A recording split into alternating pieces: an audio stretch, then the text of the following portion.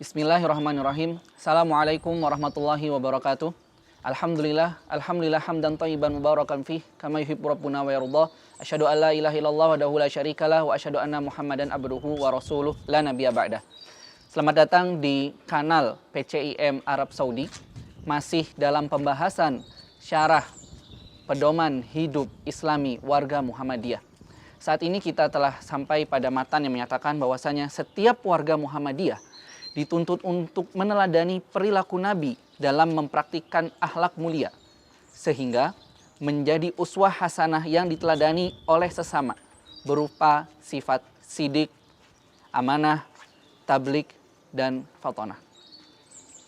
Sekian dari penjelasan matan tersebut. Dari matan ini dapat kita ambil beberapa pelajaran penting. Allah Ta'ala berfirman dalam Quran, Surah Al-Ahzab, Laqad kana lakum fi rasulillahi uswatun hasanah liman kana yarjullaha wal yawmal akhir wa dzakarallaha katsira.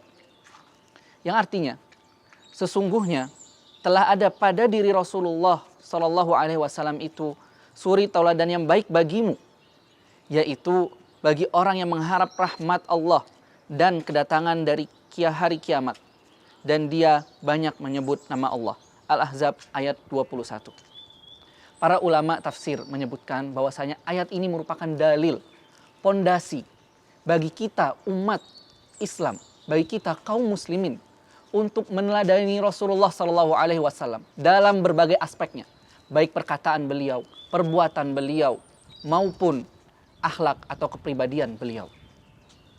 Ulama tafsir juga menyebutkan bahwasanya ayat ini walaupun turun pada saat perang Ahzab, tetapi ayat ini berlaku bagi segala keadaan, segala kondisi apapun bagi kaum muslimin. Baik dia dalam kondisi susah maupun dalam kondisi senggang. Maka orang beriman, orang muslim harus meneladani Rasulullah SAW. Para pendengar, pemirsa yang dirahmati oleh Allah, ada beberapa sifat Nabi, sifat Rasul yang sering kita temui. Kurang lebih kita mengenalnya ada 4 secara umum yang diketahui oleh masyarakat Indonesia. Walaupun sebenarnya banyak sekali sifat-sifat baik, tapi mari kita lihat 4 yang telah kita kenal dari kecil. Pertama adalah sifat sidik. Sidik artinya adalah jujur ataupun benar. Rasulullah SAW adalah shadiqul masduq. Dia adalah orang yang benar dan yang membenarkan. Rasulullah tidak pernah berdusta. Yang kedua adalah sifat amanah. Amanah ini adalah benar-benar orang yang diberikan amanah ini adalah orang-orang yang melaksanakan tugasnya dengan sangat baik. Rasulullah selalu bekerja secara totalitas dan juga amanah. Bahkan dari sebelum Rasulullah diangkat menjadi Rasul, Rasul telah bergelar Al-Amin, orang yang terpercaya. Rasul tidak pernah berkhianat. Lawan dari amanah adalah khianat.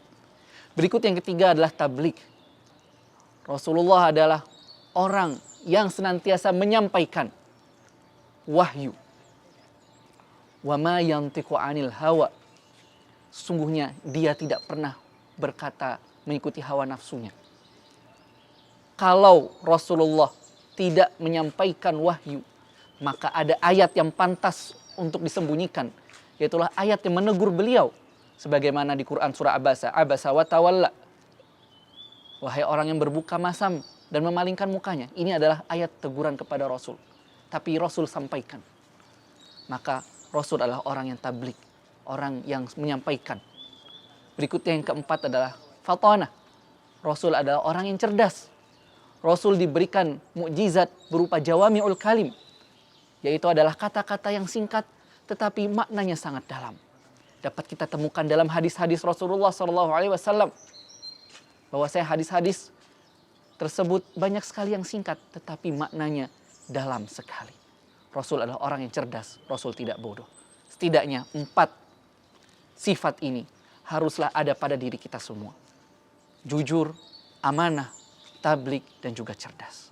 Terakhir, bagaimana kita dapat mengikuti, meneladani, menguswahi, menjadikan Rasulullah sebagai uswatun hasanah? Bagaimana caranya? Di antaranya adalah mari kita buka kembali Al-Quran. Kita baca kembali Al-Quran dengan tadabbur.